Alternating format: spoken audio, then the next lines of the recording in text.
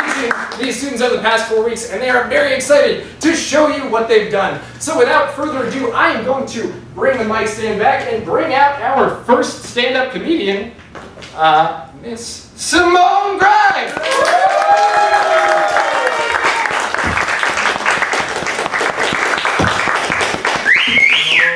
Thank you so much. I'm so happy to be here. I've been waiting for tonight for so long. Not just this show, I just made the role.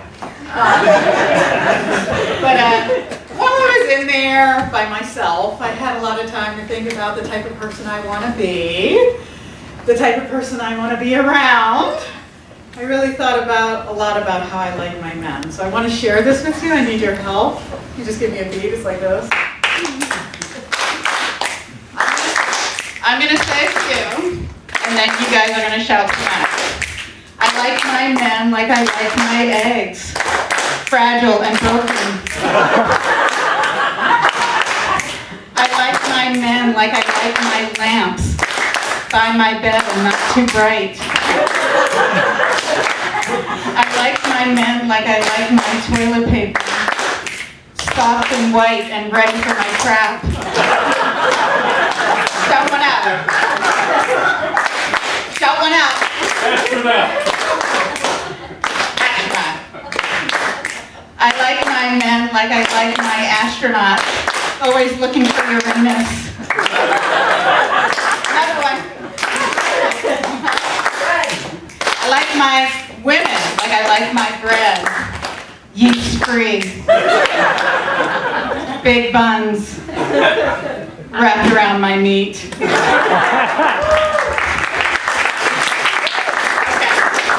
So that was just a little warm-up. Thanks for entertaining me. There's a lot going on in the news right now about, sexual harassment.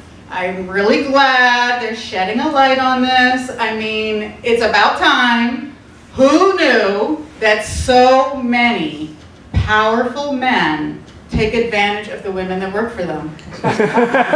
Oh, that's where light-skinned black people came from.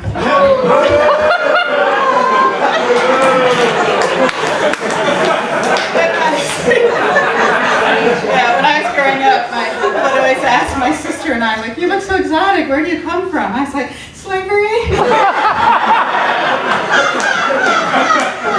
Very exotic place.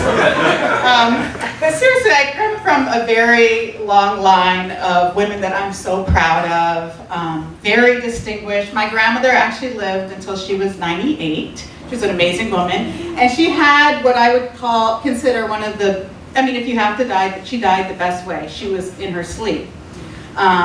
Apparently the person in the car in the passenger seat was screaming a little bit. Yeah, my mother's here. So growing up, she was quite the gangster. Where we lived, which was in Montreal, there was a lot of blackouts, like the power went out a lot. And she found this to be a really good opportunity to challenge my sister and I on the foods we said we didn't like. So like, it'd be power outage, she'd make this fancy meal, we'd be like, that was great, and the lights would come on, she'd be like, aha! I knew you liked mushrooms. Or, aha! I knew you couldn't tell the difference between chicken and frogs. But like, I really thank her today, because as an adult, I often find things I don't know in my mouth when I wake up from a blackout. So, of course, I have to pay it forward, because now I'm a mother, and I believe that my role is to prepare my children for the jungle that is life. So, who wants a bunch of adults who aren't prepared for the world, right? You're welcome, America. So I wake up early, I take my job seriously, I wake up early, I go and I stand in the shower, and then as they wake up and they're tired and they pull back the curtains, I'm like, broccoli! And then as they're quivering on the floor, I'm like, see, you're not ready for the real world, you're still afraid of produce! It's broccoli! My ex-husband, he took offense to this, he was like, you went too far. I was like, what do you mean? He was like, you didn't have to be naked. And I was like, who else would be in the shower? How often would you open the shower and someone would be there with their clothes on? That's crazy. So unrealistic. My daughter, though, she's awesome. She is in high school now, and she went to her first party. And so she called home to say that there was alcohol there and she felt uncomfortable. And I was like, that's so sweet, you're such a good girl.